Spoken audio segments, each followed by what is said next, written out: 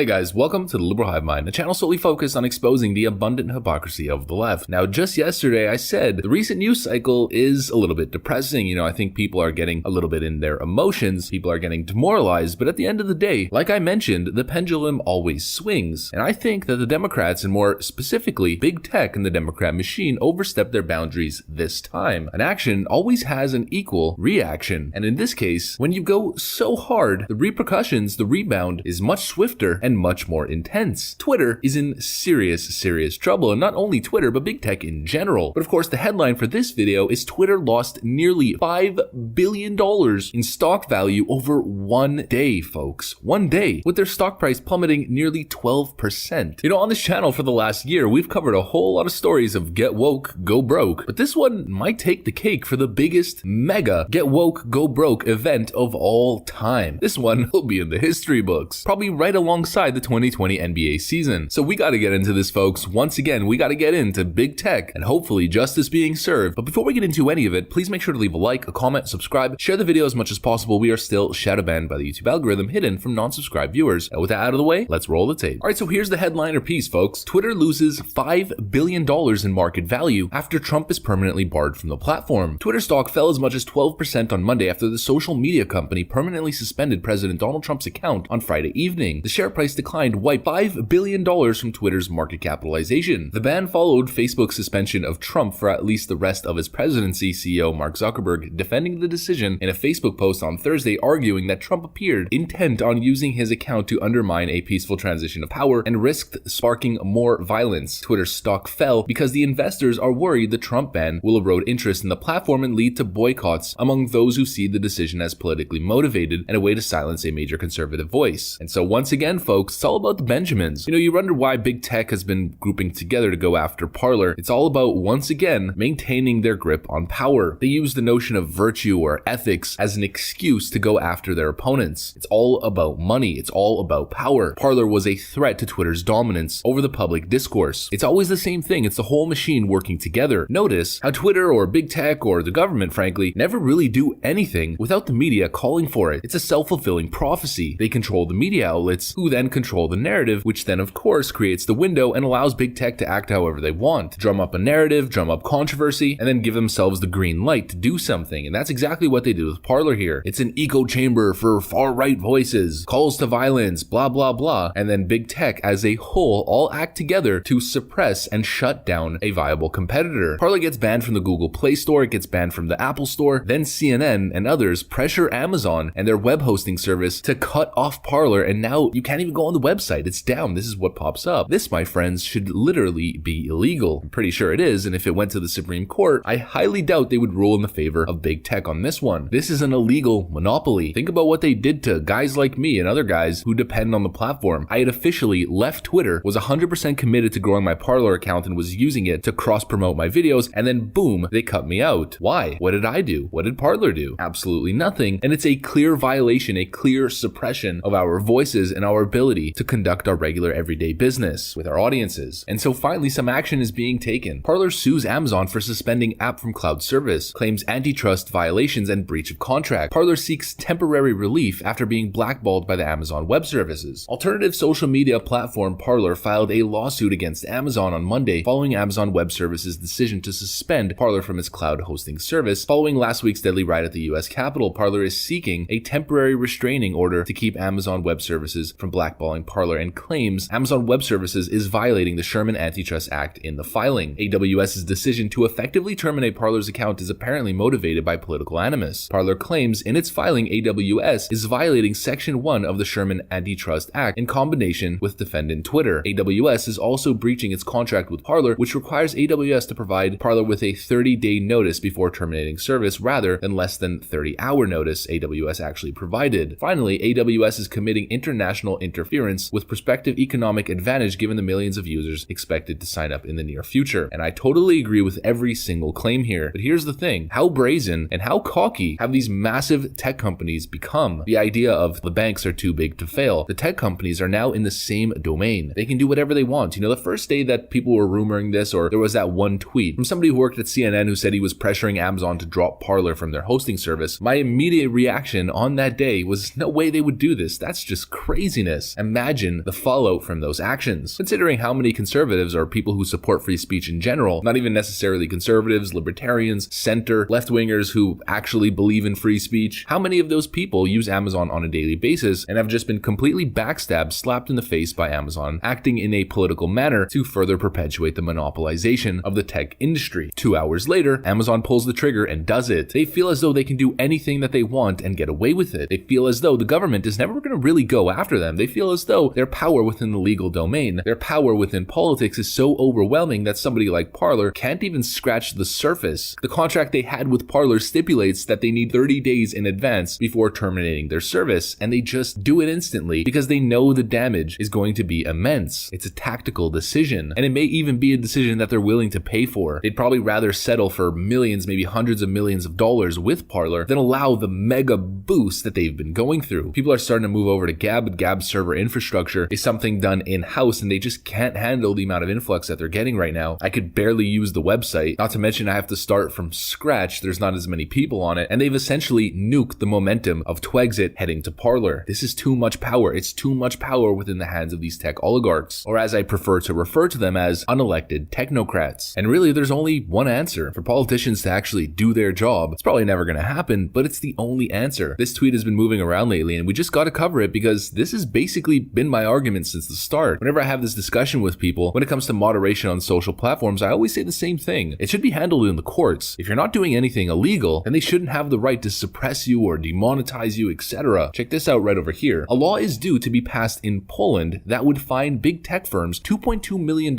every time they unconstitutionally censor lawful speech online. Under its provisions, social media services will not be allowed to remove content or block accounts if they do not break Polish law. In the event of removal or blockage, a complaint can be sent to the platform, which will have 24 hours to consider it. Within 48 hours of the decision, the user will be able to file a petition to the court for the return of access. The court will consider complaints within 7 days of receipt, and the entire process is to be done electronically. Polish Justice Minister Zbigniew Ziobro, I probably butchered that, made clear that legal initiative is designed to fight censorship. And that's why I always say based Poland. Man, if you're not doing anything illegal, unconstitutional, it should be legal on these tech platforms. They're no longer, quote, private companies. They're oligarchs. They're monopolies. You don't exactly have the choice to migrate to another platform or make your own platform if they all work in conjunction together to shut that platform down. Now, do you? I mean, just think about it. If an alternative to YouTube was to pop up and people were starting to make big money, it became a massive industry that was competing with YouTube, just like Parler was, well, all the mega hosting companies owned by Amazon and Google and Facebook, the app stores owned by Google, and Apple would probably nuke them off the face of the earth, and it's anti-competition and violates antitrust and is, in my opinion, absolutely illegal. And the only way we can move forward here is to get actual legislation from politicians who need to do their job for once and get Section 230 reformed for the modern day of the internet. And of course, beyond that, legal precedent must be set at the Supreme Court level. There needs to be some level of backlash to what these tech companies are doing. We have this story which is gaining a little bit of traction. North Idaho internet provider blocks Facebook, Twitter on its service for its customers. Your T1 Wi-Fi said it was blocking the sites for some customers due to, quote, censorship. But it's too little too late. It's not enough. At least it's something, but we need more. We need a serious coalition of government figures, of people, populists, activist groups, lawyers, attorney generals, the whole 9 yards, the whole shebang, as they like to say, to actually fight for what's right, for the American Constitution, and not just an amendment, but the First Amendment, the backbone of the entire country, the backbone of a free society, the backbone of discourse and political discourse, and actually getting to the bottom of things. And I've said this before and I'll say it again, it's not the First Amendment number one for no reason. They drafted it as the absolute first priority in the Constitution for a reason, and people need to start acting as if that's the case. This is one of the biggest attacks on democracy and democratic freedom of all time. That's what I got for you guys. Hopefully you enjoyed it. If you did, please make sure to leave a like, a comment, subscribe, share the video as much as possible. We are still shadow banned by the YouTube algorithm. Go figure. Now I gotta get back to work, of course, but I want to thank you guys for watching, and I'll see you on the next one.